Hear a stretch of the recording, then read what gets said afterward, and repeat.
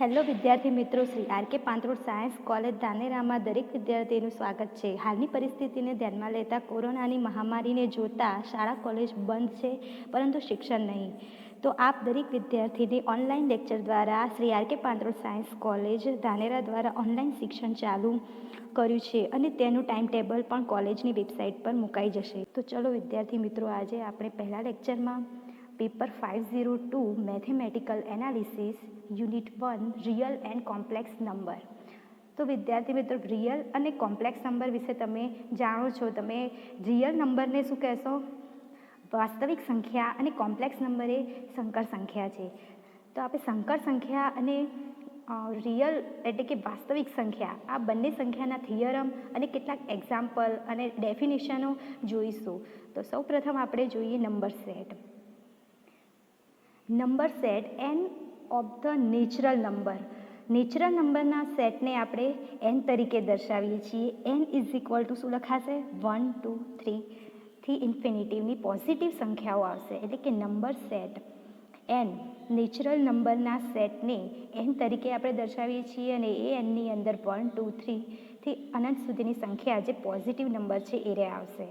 હવે જોઈએ આપણે ઇન્ટીઝર. તો ઇન્ટીઝરના સેટને આપણે ઝેડ તરીકે દર્શાવીએ છીએ અને ઝેડમાં આવશે 0 ±1 ±2 થી અનંત સંખ્યા. એટલે કે 0 આવશે અને પોઝિટિવ અને નેગેટિવ સંખ્યાઓનો સમાવેશ થશે. હવે આપણે જોઈએ set of all rational number. Rational નંબરના સેટને આપણે ક્યુ તરીકે દર્શાવીએ છીએ અને ક્યુ ઇઝ ઇક્વલ ટુ લખવું હશે તો એના નંબર કઈ રીતે લખી શકાય? P/Q and P belongs to Z and Q belongs to N તરીકે. હવે આપણે જોઈએ set of real number. Real નંબરના સેટને આપણે R તરીકે દર્શાવીશું અને કોમ્પ્લેક્સ નંબરના સેટને આપણે C તરીકે દર્શાવીશું. તો Cની અંદર દરેક કોમ્પ્લેક્સ નંબર આવેલા છે. તો Cના સેટને લખવો હશે તો કેવા નંબર આવશે? એમાં કોમ્પ્લેક્સ નંબર. અને કોમ્પ્લેક્સ નંબરને લખવા હશે તો A ± IB, AB belongs to R તરીકે લખી શકાય છે. હવે રેશનલ નંબર વિશે માહિતી મેળવીએ કે રેશનલ નંબરને આપણે લખવો હોય તો કઈ રીતે લખાય? તો a rational number is of the form P/Q, જ્યાં P ઝેડમાં છે, Q એનમાં છે. તો એવા નંબરને આપણે રેશનલ નંબર કહીએ છીએ. તો રેશનલ નંબરને દર્શાવવો હોય તો P/Q ફોર્મમાં દર્શાવી શકાય. હવે આપણે ઇરેશનલ નંબર જોઈએ. તો a real number which is a not rational number is called an irrational number. જે રિયલ નંબર રેશનલ નંબર ના હોય તેને આપણે ઇરેશનલ નંબર કહીએ છીએ. હવે આપણે કેટલાક એક્ઝામ્પલ જોઈએ જે ઇરેશનલના છે, રેશનલના છે. તો એક્ઝામ્પલ છે so that √2 is an irrational number. અથવા તો એવી રીતે પણ પૂછી શકીએ કે show that equation x² - 2 = 0 has a no rational number. તો અહીંયા આપણે √2ને શું બતાવવું છે? ઇરેશનલ નંબર બતાવવું છે. તો ઇરેશનલ નંબર બતાવવા માટે પહેલાં તો શું કરવું પડશે? ધારી લેવું પડશે કે એ નંબર રેશનલ છે. અને રેશનલ નંબર આપણને ખબર છે, રેશનલ નંબર હોય તો એને કઈ રીતે લખાય? P/Qના ફોર્મમાં લખાય. તો suppose √2 is a rational number. તો પહેલાં આપણે √2ને રેશનલ નંબર ધારી લઈએ. હવે રેશનલ નંબર હોય તો ઉપર લખ્યા પ્રમાણે રેશનલ નંબરને લખવું હોય તો કેવી રીતે લખાશે? P/Qના ફોર્મમાં. તો √2ને આપણે રેશનલ નંબર કહ્યું તો √2 ઇઝ ઇક્વલ ટુ શું લખાશે? P/Q. For some P belongs to Z, Q belongs to N. અને P અને Qનો GCD કેટલો થશે? 1 હોવો જોઈએ. GCD એટલે કે ગ્રેટેસ્ટ કોમન ડિવાઇઝર, એટલે એને આપણે કહીશું ગુસા. P અને Qનો ગુસા 1 થતો હોય તો જ આપણે આ P અને Q વાળી સંખ્યાને એટલે કે રેશનલ નંબર કહીશું. તો અહીંયા આપણે √2ને રેશનલ ધાર્યો હતો માટે √2 ઇઝ ઇક્વલ ટુ P/Q લખ્યું છે. હવે બંને સાઈડ વર્ગ લઈ લઈએ. વર્ગ લેતા √2નો વર્ગ કરો તો 2 મળશે. Pનો P²/Q² મળશે. એવી રીતે Q² હવે લેફ્ટ હેન્ડ સાઈડ લઈ જતા શું થશે? 2Q² is equal to P². Since 2Q² is a divisible by 2, એટલે કે 2Q² જે છે 2 વડે ભાગી શકાય છે. 2નો ગુણક છે માટે આપણે 2Q² ને 2 વડે ભાગી શકીએ. તો 2q² બરાબર તો અહીંયા શું છે p², તો p² ને પણ 2 વડે ભાગી શકાય, માટે લખી શકાય કે p² ઇઝ ડિવિઝિબલ બાય 2. હવે p² ડિવિઝિબલ બાય 2 છે, તો જેનો વર્ગ 2 વડે ભાગી શકાતો હોય તો એ સંખ્યા પણ 2 વડે ભાગી શકાય. તો તેના પરથી આપણે શું લખીશું, p ઇઝ ડિવિઝિબલ બાય 2. તો એને આપી દઈશું આપણે ઇક્વેશન 1. હવે અહીંયા p is equal two 2k લખી શકાય, કેમ કે p એ 2 વડે ભાગી શકાય છે. 2 વડે ભાગી ક્યારે શકાય, જ્યારે p સંખ્યા એવી હશે જે 2નો ગુણક હોય. તો માટે p ને લખવું હોય તો 2k તરીકે લખી શકાય.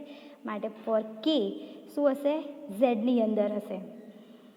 Here 2q² is equal to 2k². એટલે કે અહીંયા જે ઉપર 2q² હતો ત્યાં આગળ જે p² હતો એ p²માં તમે શું કર્યું, pની કિંમત મૂકી દીધી છે. p બરાબર શું છે 2k. તો અહીંયા 2q² એમને એમ રાખો ઇઝ ઇક્વલ ટુ pની જગ્યાએ શું મૂકાશે 2k. તો 2k મૂકતા અહીંયા શું મળશે, 2q² is equal two 4k² મળે. તો હવે બંને સાઈડ 2 વડે ભાગી દેતા q² is equal to 2k² મળશે. Since 2k² is divisible by 2. તો હવે આના ઉપરથી તમે શું લખી શકશો, 2k² ડિવિઝિબલ બાય 2 છે એવું લખાશે, કેમ કે k² એ 2નો ગુણક છે. માટે 2k² એ 2 વડે ભાગી શકાય. તો 2k² ઇઝ ઇક્વલ ટુ તો શું છે q². તો આપણે q² ને પણ 2 વડે ભાગી શકીએ. તો q² ઇઝ ડિવિઝિબલ બાય 2 લખાશે. તો જેનો વર્ગને 2 વડે ભાગી શકીએ તો એ સંખ્યાને પણ 2 વડે ભાગી શકાય. તો q ઇઝ ડિવિઝિબલ બાય 2 લખી શકાય. તો અહીંયા મળી આપણને equation 2.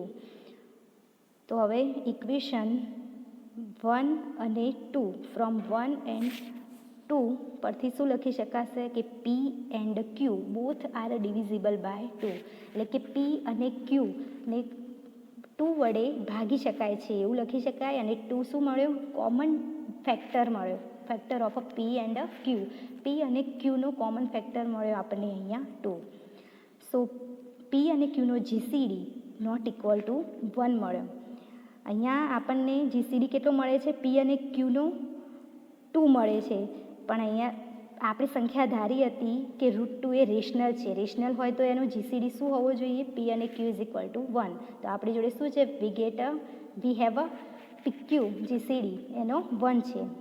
thus we get contradiction મળ્યું અહીંયા. તો our supposition is wrong અને √2 is an irrational number. અહીંયા એક્ઝામ્પલ તમારો પૂરો થાય છે. ઇરેશનલ નંબર બતાવવા માટે આપણે પહેલાં રેશનલ ધારી લીધું. રેશનલ હોય તો એને p/q લખાય.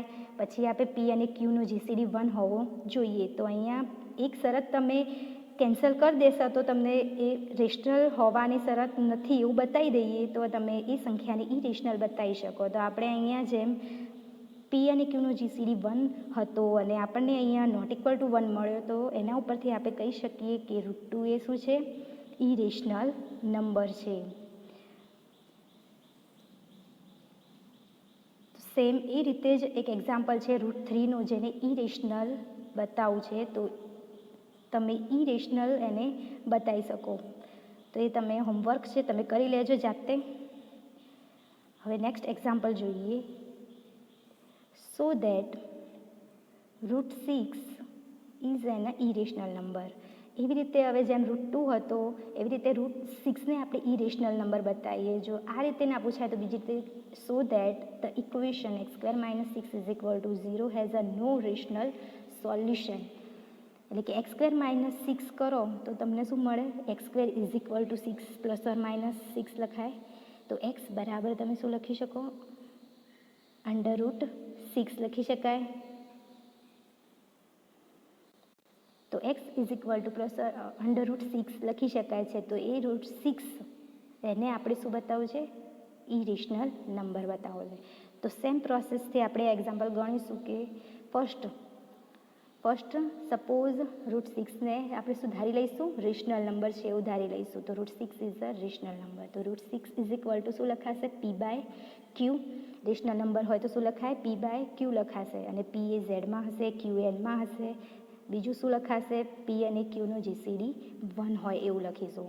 પછી સેમ આગળ કર્યું એમ જ બંને સાઈડ એનો વર્ગ કરી દઈશું. તો √6નું વર્ગ કરીએ તો આપણને શું મળે? 6 મળશે, પીનો વર્ગ p², ક્યુનો વર્ગ q² મળશે. તો એવી જ રીતે આ q²ને આપણે લેફ્ટ હેન્ડ સાઈડ લઈ જતાં 6q² p² મળશે.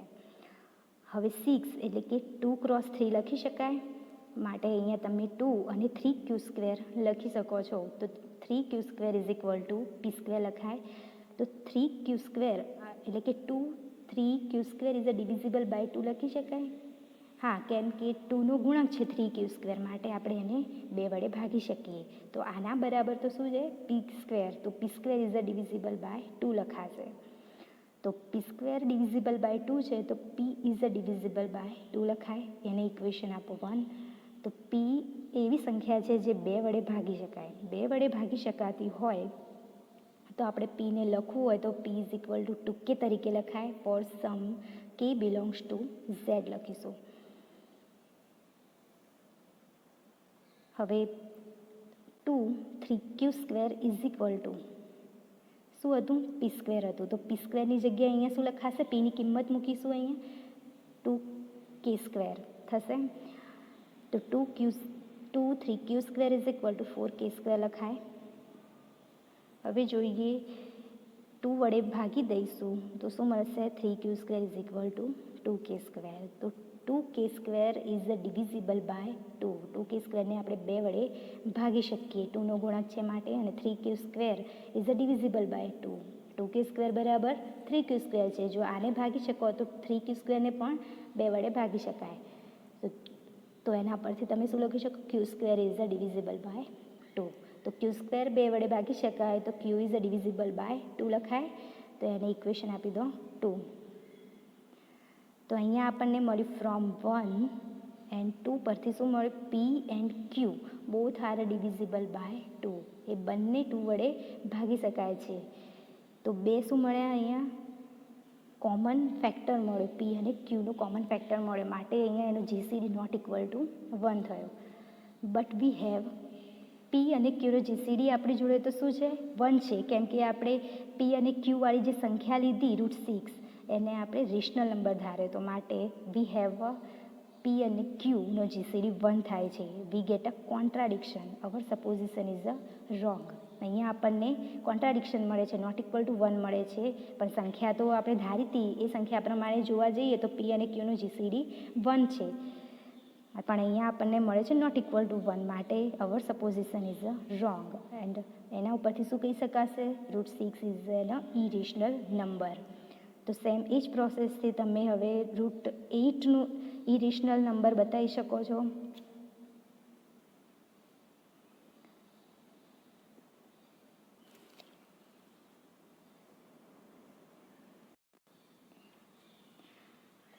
એવી રીતે હવે આપણે બીજું એક્ઝામ્પલ જોઈએ. 2નો third root is a irrational number છે એ બતાવવાનું છે. હવે તો સોલ્યુશન જોઈએ. થર્ડ રૂટને ઇરેશનલ બતાવવું છે. તો ફર્સ્ટ શું ધારી લઈશું? Suppose third root of 2 is a rational number. દરેકમાં ઇરેશનલ આપણે બતાવવા માટે રેશનલ નંબર ધારી લેવાનો. કોઈ થર્ડ રૂટ ઓફ 2ને આપણે રેશનલ નંબર ધાર્યો. Since any rational number can be written p/q. આપણને ખબર છે રેશનલ નંબરને લખવો હોય તો p/q ફોર્મમાં લખાય. તો સેમ પ્રોસેસ એવી આગળ કર્યું તો એવી રીતે લખીશું. અને થર્ડ રૂટ છે ખાલી, એટલે થર્ડ રૂટમાં લખવાનું અને બાકી એમના એમ જ p/q. તો અહીંયા બીજું શું આવશે? p અને qનો GCD 1 હશે. હવે બંને સાઈડ ઘન લઈ લઈશું. બંને સાઈડ ઘન લેતા શું મળશે? અહીંયા 2 મળશે, p ઘન મળશે બાય q ઘન મળશે. હવે આ q ઘનને લેફ્ટ હેન્ડ સાઈડ લઈ જતા 2q ઘન ઇઝ ઇક્વલ ટુ p ઘન થશે. તો p ઘન ઇઝ ઇક્વલ ટુ 2q ઘન લખી શકાય. તો અહીંયા તમને શું મળ્યું? 2q ઘન જે મળ્યા એને આપણે શું કહી શકીએ? ડિવિઝિબલ બાય 2 છે એવું આપણે કહી શકીશું, કેમ કે એ 2નો ગુણક છે. તો 2q ઘન ઇઝ ઇક્વલ ટુ તો શું છે? q ઘન p ઘન. તો p ઘનને પણ આપણે ડિવિઝિબલ બાય 2 લખી શકીએ. તો pનો ઘન 2 વડે ભાગી શકાય, તો pને પણ આપણે 2 વડે ભાગી શકીએ. તો એને ઇક્વેશન 1 આપો. હવે અહીંયા p ઇઝ ઇક્વલ ટુ 2 વડે ભાગી શકાય છે, તો p સંખ્યા આપણે લખવી હોય તો કઈ રીતે લખાય? 2k તરીકે લખાશે. For some k belongs to z. હવે આપણે 3 પી ઘન જે છે એ પી ઘનની અંદર શું લખશો, પીની કિંમત મૂકી દઈશું ને ઉપર, તો એ ઇક્વેશન એમને એમ લખો પી ક્યુ ઇઝ ઇક્વલ ટુ 2Q ઘન. હવે અહીંયા પીની કિંમત જે છે અહીંયા મૂકી દઈશું, પીની જગ્યાએ શું લખાશે 2K અને એનું ઘન છે ઇઝ ઇક્વલ ટુ 2Q ઘન લખાશે. હવે 2Kનું ઘન કરો તો શું મળે 8K ઘન ઇઝ ઇક્વલ ટુ 2Q ઘન. 2 વડે ભાગતા 4K ઘન મળશે અને Q ઘન મળશે. હવે 4 છે તો એના જગ્યાએ તમે આવું લખી શકો 2K ઘન લખી શકાય ઇઝ ઇક્વલ ટુ Q ઘન. તો આ પણ શું થયું 2K ઘન ઇઝ અ ડિવિઝિબલ બાય 2 થયો, બરાબર. તો એવી જ રીતે એના ઇક્વલ કઈ સંખ્યા છે Q ઘન છે, તો આપણે Q ઘન માટે પણ લખી શકીએ Q ઘન ઇઝ અ ડિવિઝિબલ બાય 2. તો Q ઘન ડિવિઝિબલ બાય 2 હોય તો Q પણ ડિવિઝિબલ બાય 2 થશે. તો એને ઇક્વેશન આપી દઈએ 2 ફ્રોમ 1 એન્ડ 2 પરથી તમે શું લખી શકો P and Q both are divisible by 2. તો 2 જે છે P અને Qનો શું મળે કોમન ફેક્ટર મળ્યો, કોમન ફેક્ટર 2 મળે છે 1 નથી મળતો, માટે આપણે P અને Qનો જીસીડી નોટ ઇક્વલ ટુ 1 લખીએ. બટ આપણી જોડે તો શું છે we have a PQ, P અને Qનો જીસીડી ઇઝ ઇક્વલ ટુ 1 છે, તો we get a contradiction, our supposition is a wrong.